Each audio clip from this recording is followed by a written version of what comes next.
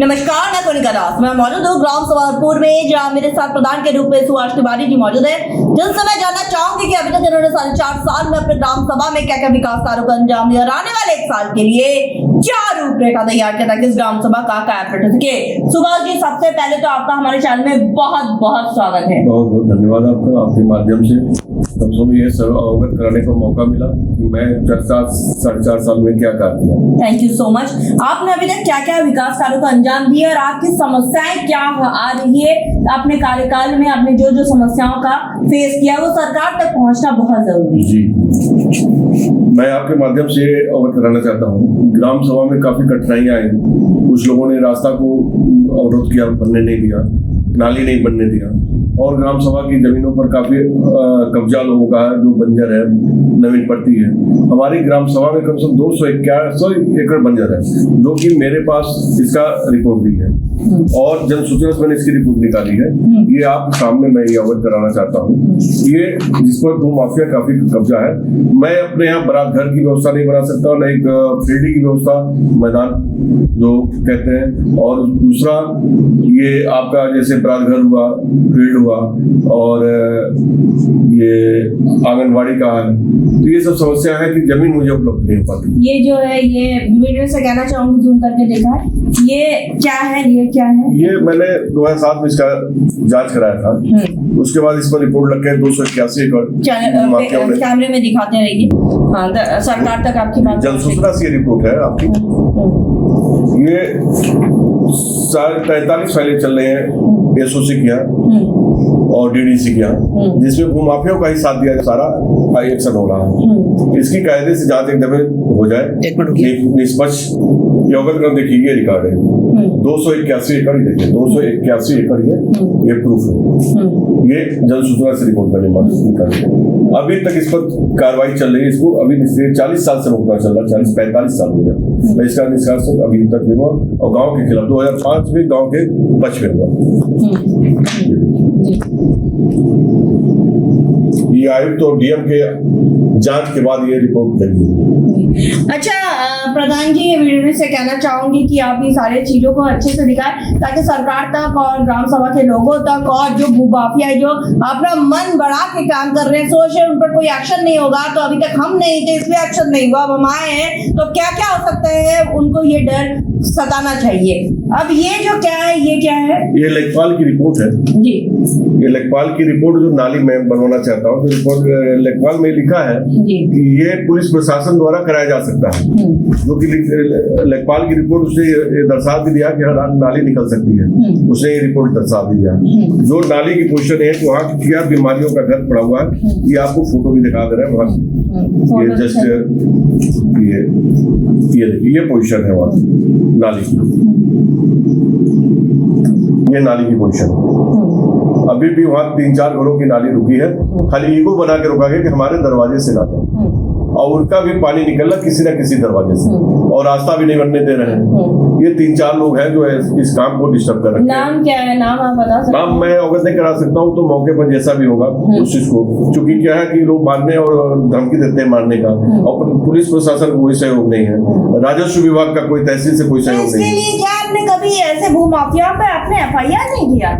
मैं कैसे, मैं तो दरखास्त दिया FIR तहसील प्रशासन को करना है, थाना अध्यक्ष को करना है। नहीं तो जो काम रोक रहे हैं, ये लेखपाल को कार्रवाई करनी चाहिए। 67 की कार्रवाई है, जीव आगे किस लिए बना है? मैं बता रही हूँ, ये प्रधान का हाथ में होता है कि जो काम आपका रोक रहा है ये तो गलत है, और जो रोक रहा है उसके खिलाफ एक्शन। मैंने दरखास्त दिया, कोई उस पर कार्रवाई नहीं हुई अभी तक, कोई कार्रवाई, कोई सुनवाई नहीं होती। ठीक है, जो दरख्वास्त मैं देखिए, ये नक्शे में चक रोड है, मैं इसको खाली नहीं करा सकता।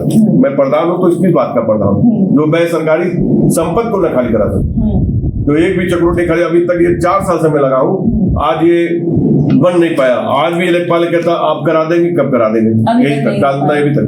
अभी IGRS मैंने 4 बार मारा, फिर इस बार करा, उसको रिपोर्ट लगा के वो सीधे बंद कर देते हैं कि चिन्हित कर दिया, जो कि कोई चिन्हित नहीं है, किसी अलग टीम से इसको अवगत कराया जाए। सरकार से आप किस तरह की मदद चाहते हैं कि इस पर क्या क्या और कार्रवाई होनी चाहिए? इस पर तुरंत FIR जो कब्जा है 67 की कार्रवाई होनी चाहिए। अभी 67 का ये जियो जो बना रखा है सरकार ने, अगर कोई नहीं करता ये आदेश है कि इसकी कार्रवाई हो, वसूली हो जब से ये काबिज है, तो लोगों को FIR हो, सक्रोट को छोड़ा जाए ताकि हम बनवा सकें।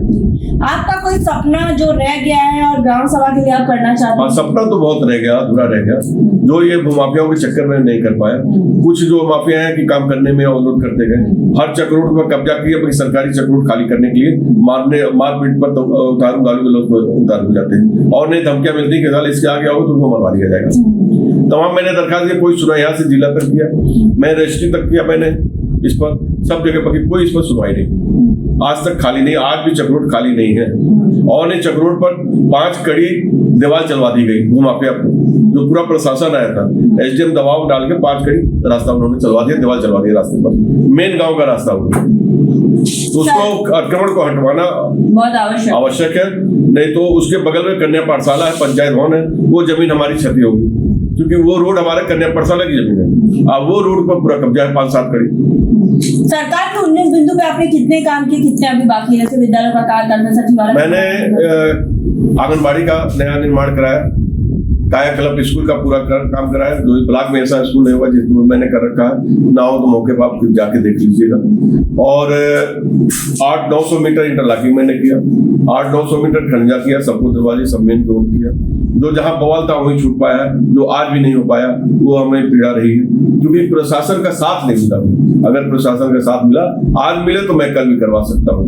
स्वास्थ्य की मैं बात करूं तो हमारे मुख्यमंत्री विजय पाटिल जी स्वास्थ्य मंत्री हैं, स्वास्थ्य के प्रति काफी जागरूक भी है, तो स्वास्थ्य को लेकर कोई रूपरेखा आपने तैयार किया अपने ग्राम सभा में? क्या स्वास्थ्य विभाग है, कई दफे शिकायत उसकी के स्वास्थ्य विभाग बना है, उसका क्या है अभी मेंटेनेंस नहीं हो पाया, और वहाँ कोई जा नहीं पाता। थोड़ा सा गलत प्रधान ने, जो पहले इसके पहले प्रधान थे, उन्होंने गलत जगह बना दिया, थोड़ा सा कचरा उचरा गंदगी है, तो वहाँ थोड़ी सी दिक्कत है स्वास्थ्य विभाग में, काफी शिकायत की भी सुनवाई। मिड डे मील वगैरह सही ढंग से शिक्षा सही ढंग से चल रहा है, ठीक है। तो आप मतलब जो भी आपका ड्रीम प्रोजेक्ट है वो इसलिए पूरा नहीं कर पाई क्योंकि जो बड़ा घर नहीं बनवा पाए, एक बच्चों खेलने के लिए फील्ड नहीं, 281 एकड़ बंजर हमारे ग्राम सभा में, जो कि आज भी उस जमीन को लोग खाली नहीं करा पाए।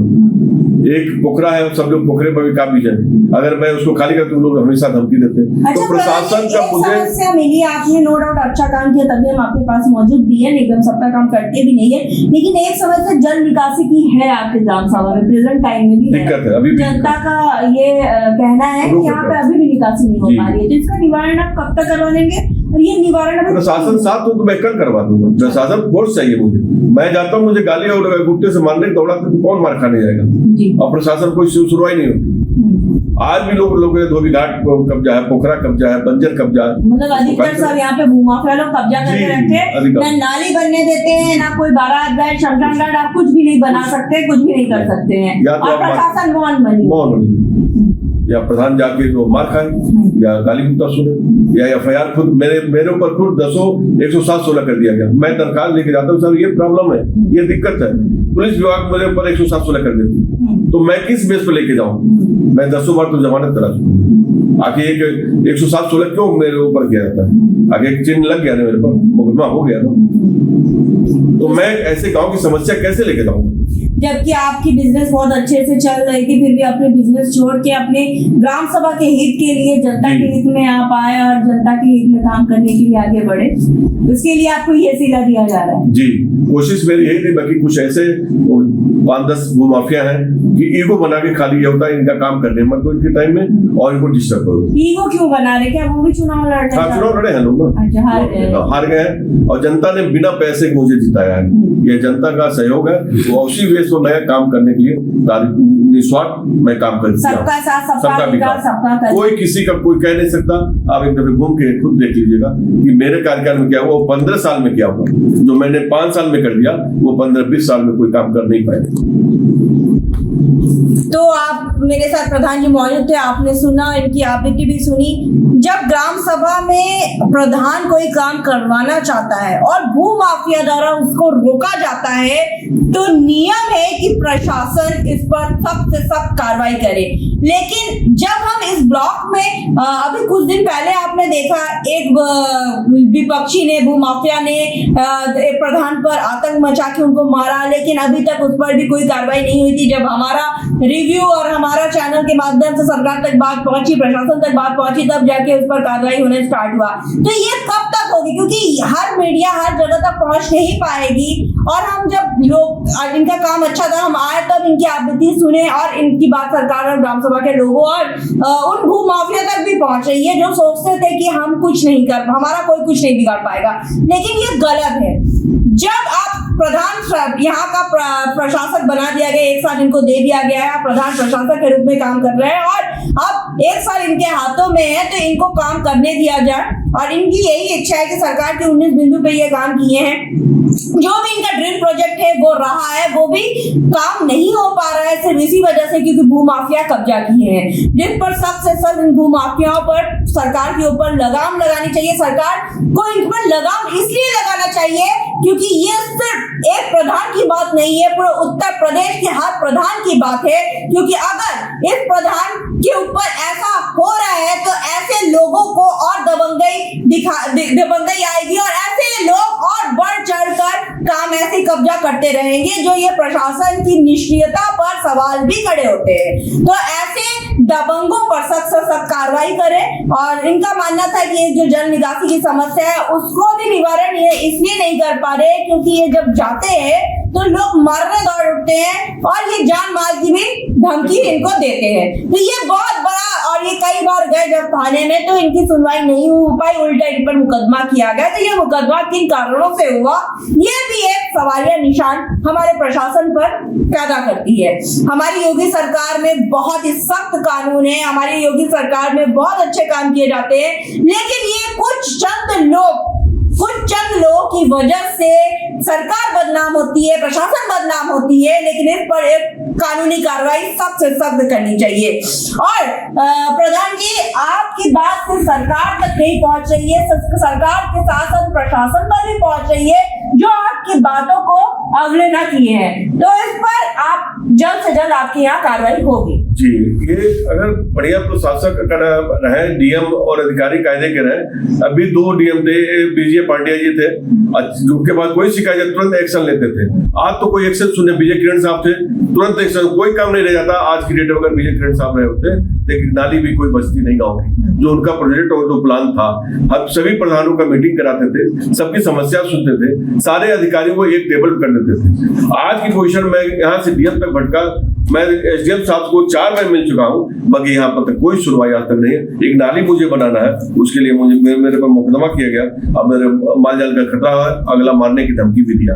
तो मेरी सूरत क्योंकि जमीन का मैटर 281 एकड़ बंजर हमारे गाँव में और जमीन पड़ती है, तालाब, पोखरा, बीटा सब पर कब्जा हो गया। इसकी कमेटी बनाकर एक गठित करके 10 दिन 15 दिन की इस गाँव को खाली कराया जाए और चक्रोड को खाली कराया जाए और बराबर की एक व्यवस्था दी जाए, फिर एक बच्चों खेलने के लिए मैदान दिया जाए और एक स्वास्थ्य विभाग के लिए जमीन ये सारी चीज आप आवेदन करिए, उसकी बदली पे आप हमें मैं कर चुका हूँ। बाकी कोई सुनवाई तो मैं भी थक मार के मैं बैठ गया, जब सुनवाई नहीं मैं अब हम आपके साथ हैं, कईयों का मैंने काम करवाया है, तो आपको भी अब हमारे साथ लगना पड़ेगा और इसका पूरी मैं तैयार हूँ, मैं तैयार हूँ, पहुँचना पड़ेगा। मैं एक गुजारिश और करूंगा आपके माध्यम से कि मेरे सुरक्षा की व्यवस्था की जाए, अन्यथा मैं अकेले यहाँ रहता हूँ, कभी भी कोई घटना घट सकती है। क्योंकि ये जमीन का मैटर है, तो जमीन का मैटर जानते ही कितना खतरनाक है। जमीन के मैटर की वजह से हत्या भी की जा सकती है। तो मैं चाहता हूं कि मेरी सुरक्षा की व्यवस्था की जाए ताकि उस चीज को जो 281 एकड़ बंजर है, ग्रेड गीडा हमारे आया है, सारे माफिया उसमें 2-3 तो अधिकारियों से मिलकर ऑर्डर भी करा लिए, जो सरकारी जमीन है, जो यहाँ के तहसील अधिकारी जो है उसको ऑर्डर भी कर दिए। आगे ये सरकार का नुकसान जा रहा है, गांव सभा का नुकसान जा रहा है, उस ग्राम सभा में हित में होना चाहिए। तो मैं चाहता हूँ इसकी जांच हो निष्पक्ष, 281 एकड़ की वो 1359 फसली की जांच करा दी जाए, एक कमेटी अलग बैठा कर और गांव का टोटल अतिक्रमण हटवाया जाए। मैं आपके माध्यम से यही अवगत कराना चाहता हूँ सरकार तक, ताकि माननीय मुख्यमंत्री तक ये बात पहुंचे, क्योंकि वहां तक पहुंचती नहीं है, इसलिए हिला आपकी बात पहुंच भी रही है, ट्विटर पर ट्वीट भी होगी, हमारे चैनल के माध्यम से। और मैं मिलना भी चाहूंगा माननीय मुख्यमंत्री जी से जल्द से जल्द, ये सारे कागज लेकर मैं मिलने के प्लान में हूँ, क्योंकि ये भूमाफिया एकदम परेशान कर दिया है और अधिकारी बिल्कुल सुनने को कोई राजी नहीं। हमारी योगी सरकार में सीधा एक ही कहा जाता है कि भू माफियाओं को मिट्टी में मिला दूंगा, और मिट्टी में हर कोई मिलता है तो हमें विश्वास है कि हमारे चैनल के माध्यम से सरकार तक जिस तरह से बात हमेशा से पहुंचती आई है और हमेशा उस पर कार्रवाई होती आई है, इस बार भी होगी। प्रशासन की आंख खुलेगी, नींद से वो जागेंगे और इस पर भी कार्रवाई करेंगे। देखिए ये कार्रवाई कब तक होती है, लेकिन उम्मीद है बहुत जल्द से जल्द होगी, जैसे हमेशा से होती आई है। हर भू माफिया कोई 20 एकड़, कोई 25 एकड़, कोई 50 एकड़ ऐसे फाइल बनाकर इस गांव सभा की छत को किया, अभी तक उसकी कोई जांच नहीं हुई। ये तो अभी तक कोई जांच नहीं हुई थी, लेकिन अब नींद से जागेगी और हमें पूरी उम्मीद है, जिस तरह से हमेशा हम प्रशासन और उनकी कमियों को उजागर करके उनको नींद से जगाने का काम करते हैं, इस बार भी काम करेंगे। वीडियो शर्मा के साथ मैं कोनिका दास, उत्तर प्रदेश।